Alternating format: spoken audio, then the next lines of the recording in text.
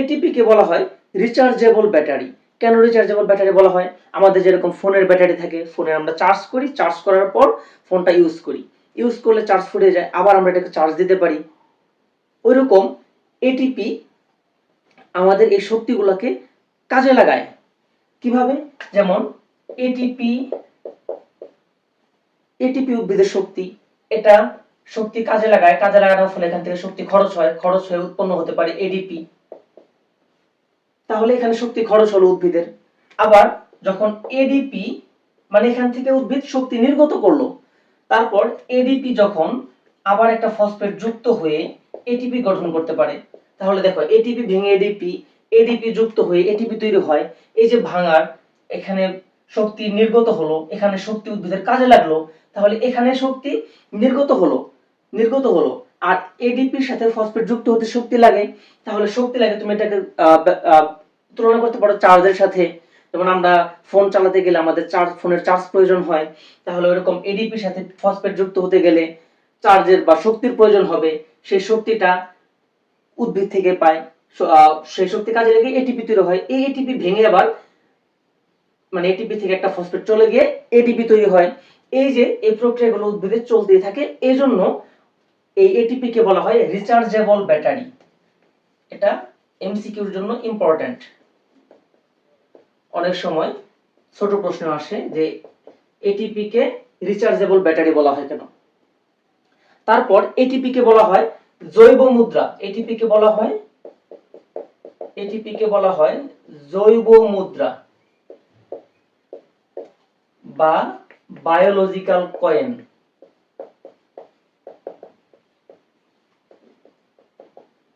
বা energy coin. অর্থাৎ ATP কে বলা হয় জৈব মুদ্রা, এটিপি কে বলা হয় এনার্জি কয়েন, বা মানে এটিপি মূলত উদ্ভিদের শক্তি। এই শক্তিটা উদ্ভিদকে কেন এটিপি কে জৈব মুদ্রা বলা হয়, এটা ভেরি ভেরি ইম্পর্টেন্ট, খুবই গুরুত্বপূর্ণ এটা পরীক্ষার জন্য। আচ্ছা, আমি তোমাদেরকে বলেছিলাম সালোক সংশ্লেষণ প্রক্রিয়া মূলত উৎপন্ন হয় গ্লুকোজ, আর এই গ্লুকোজ বা শর্করাকে উদ্ভিদ সরাসরি কাজে লাগাতে পারে না। যেমন মনে করো তুমি বাজারে গেছো, তোমার কাছে 1000 টাকার নোট, 1000 টাকার নোট তোমাকে সহজে কোনো দোকানদার ভাঙতে দেবে না।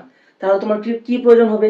খুচরা প্রয়োজন হবে। সেই খুচরাকে তুমি কাজে লাগিয়ে বাজার করবে। ওইরকম সালোক সংশ্লেষণ প্রক্রিয়ায় যে গ্লুকোজ বা শর্করা উৎপন্ন হয়, আমরা এরপরে সালোক সংশ্লেষণ আলোচনা করব, ওইখানে যে গ্লুকোজ বা শর্করা উৎপন্ন হয় সেই শর্করাকে উদ্ভিদ সরাসরি কাজে লাগাতে পারে না। উদ্ভিদের সেটাকে ভাঙা প্রয়োজন, ছোট ছোট একক প্রয়োজন, আর সেই শর্করাটা ভেঙে ছোট ছোট এককে পরিণত হয়, আর সেই ছোট ছোট এককগুলাই হলো এটিপি। মানে শর্করা ভেঙে এটিপি উৎপন্ন হয়, আর এই ছোট ছোট এটিপি গুলাকে উদ্ভিদ কাজে লাগায়। এই ছোট ছোট এটিপি গুলোর মাধ্যমে উদ্ভিদ নিজের শক্তি উৎপন্ন করে, উদ্ভিদ পুরা দেহে শক্তি সরবরাহ করে। এই জন্য এটিপি কে বলা হয় জৈব মুদ্রা বা বায়োলজিক্যাল কয়েন বা এনার্জি কয়েন। আর এই শক্তি উদ্ভিদের সালোক সংশ্লেষণে যে শক্তি উৎপন্ন হয়, এই শক্তিকে উদ্ভিদ দুই ভাবে কাজে লাগায়। একটা হচ্ছে তার বিপাকীয় শক্তিকে, একটা হলো উদ্ভিদের বিপাকীয় শক্তিতে কাজে লাগায়।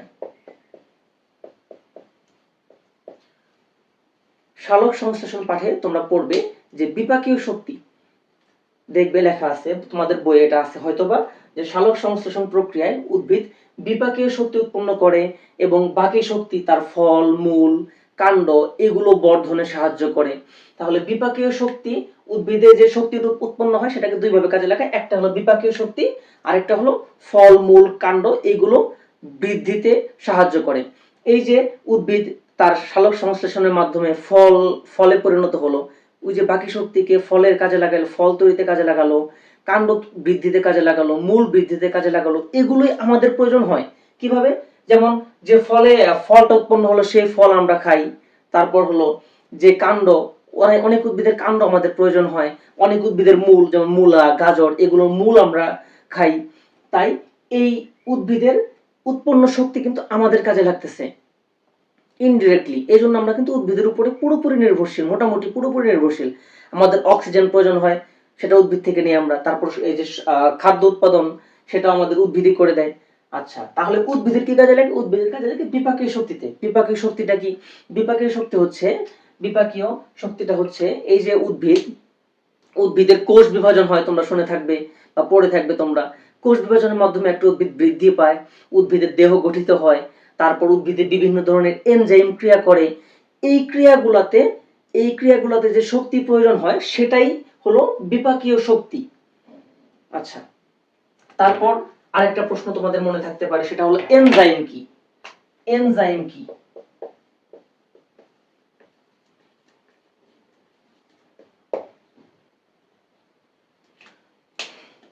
এনজাইম হলো এক ধরনের প্রভাবকের মতো, যেটা উদ্ভিদের দেহে থেকে উদ্ভিদের বিভিন্ন ধরনের জৈব রাসায়নিক কাজে সাহায্য করে, কিন্তু নিজে বিক্রিয়া করে না বা নিজে পরিবর্তিত হয় না। এটা অনেকটা ঘটকের মতো, যেমন ঘটক শুধুমাত্র বিয়ে করাতে সাহায্য করে, ঘটক নিজে কিন্তু ওই বিয়েটা করে না। ঘটক বিয়েটা দ্রুত হতে সাহায্য করে, বিয়েটা ভালোভাবে সম্পন্ন হতে সাহায্য করে। তাহলে ঘটক কিন্তু এখানে একটা প্রভাবক বা এনজাইমের মতো কাজ করতেছে। ওইরকম উদ্ভিদের দেহে বিভিন্ন ধরনের বিপাকীয় কাজে বিভিন্ন ধরনের এনজাইম প্রয়োজন হয়। এই এনজাইমগুলো উদ্ভিদের বিপাকীয় কাজগুলো বা রাসায়নিক বিক্রিয়াগুলো দ্রুত ঘটাতে সাহায্য করে। বিভিন্ন ধরনের এনজাইম সালোক সংশ্লেষণে সাহায্য করে, যেমন একটা আছে রুবিস্কো। রুবিস্কো হলো রাইবোলোজ 1,5 ডাইফসফেট। আমরা সামনে পড়বো, ক্রেবস চক্রে আমরা পড়বো রুবিস্কো এনজাইম। তারপর আরো এনজাইম আছে জাইমেজ, অ্যামাইলেজ, পেকটিন, পেপসিন। বিভিন্ন ধরনের এনজাইম আছে উদ্ভিদ দেহে, অনেক ধরনের এনজাইম প্রাণী দেহেও থাকে। ওকে।